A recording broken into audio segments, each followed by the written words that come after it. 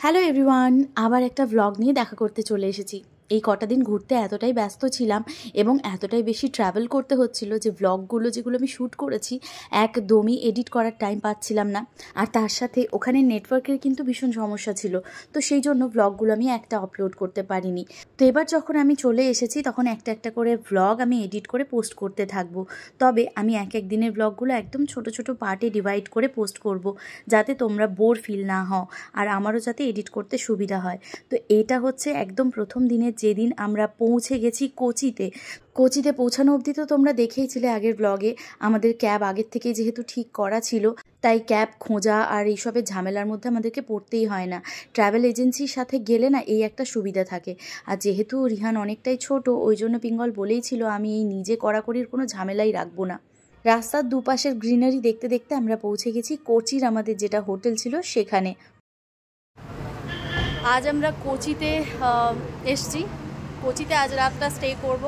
বিকেলে এখানে যেটুকু একটু ঘোরার আছে সেটুকু জায়গা আজকে ঘুরবো, ঘুরে কালকে যাব এখান থেকে মুন্নার। তো ওই জন্য একটা রাতের জন্য এটা আমাদের হোটেল। বাইরে থেকে বিউটিফুল দেখতে। চলো ভেতরে গিয়ে দেখাবো তোমাদেরকে ভেতরটা কেমন। যদিও আমি প্রথম থেকেই বলেছিলাম আমরা ডিরেক্ট মুন্নার যাব, কিন্তু পিঙ্গল একদমই বেশি ট্রাভেল করতে চায়নি।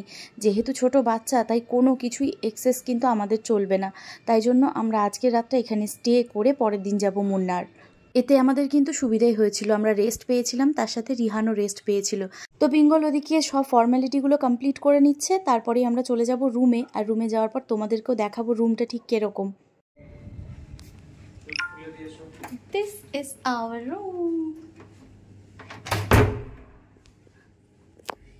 ফার্স্টে এদিকে রয়েছে ওয়াশরুম, আর ওয়াশরুমটা কিন্তু সত্যি খুব সুন্দর ছিল। যেখানেই দেখবে কাঁচ দিয়ে ড্রাই এরিয়া আর ওয়েট এরিয়া আলাদা করা থাকে, সেখানে কিন্তু বাথরুমের লুক একদম চেঞ্জ হয়ে যায়। স্পেশালি এই ওয়াশরুমটাতে আমার একটা জিনিস সবথেকে ভালো লাগলো, সেটা হচ্ছে এই ইন্টারকমটা কিন্তু ওয়াশরুমের মধ্যেও দেওয়া রয়েছে। তো ভীষণ সুন্দর বাথরুমটা, মানে বাথরুমেই আমার অর্ধেক টাইম আমি কাটিয়ে দিতে পারবো।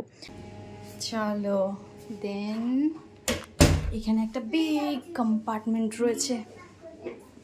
এখানে চা কফির জন্য দিয়ে দিয়েছে মিনি ফ্রিজেস দের। এখানে টিভি আচ্ছা, এখানে ফোন, বেড। এই যে আমার রিহান বাবা জুতো খুলছে, জুতো। ওয়াও কি সুন্দর। এটা কি চার্চ কোনো না, জুডিশিয়াল একাডেমি। ওয়াও,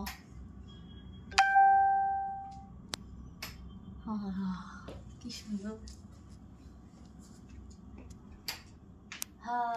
অনেক কিছু ঘোরার আছে, এই 7 দিনে অনেক ঘুরবো। আর কতক্ষণে মানে বেরোবো, আমি তো একটু টায়ার্ড নই। চলো চেঞ্জ করে আবার বেরোতে হবে। রিহান পেয়ে গেছে এখানে সুইচ বোর্ড, ওর ফেভারিট। পেটু ফ্লাইটে উঠে কেমন লেগেছে একটু বলে দাও তো। কেমন, ভালো না খারাপ? ভালো না খারাপ? ভালো লেগেছে তোমার ফ্লাইটে? হ্যাঁ হ্যাঁ ভালো লেগেছে। আচ্ছা, পেন দিয়ে ওখানে করে না কিন্তু। রিহানের জন্য খাবার বলেছিল, তোর খিদে পেয়ে গেছে। তো এখানে তো বোঝেই না, পিঙ্গল বোঝাতে পারেনি যে ও বলছে ওটসের পায়েস খাবে, মানে ওই মশালা ওটসগুলো। তো বুঝিয়ে আসতে পারেনি, ওই জন্য ওরা খিচুড়ি বলেছিল, ও তাতেই রাজি হয়ে গেছে। বেশ গরম গরম দিয়েছে, খিচুড়িটাও ভালোই, ঠিক আছে, অনেকক্ষণ ওর পেট ভর্তি থাকবে। ওই জন্য খিচুড়িটা খাইয়ে দেবো, দেন আমরা বেরোবো একটুখানি।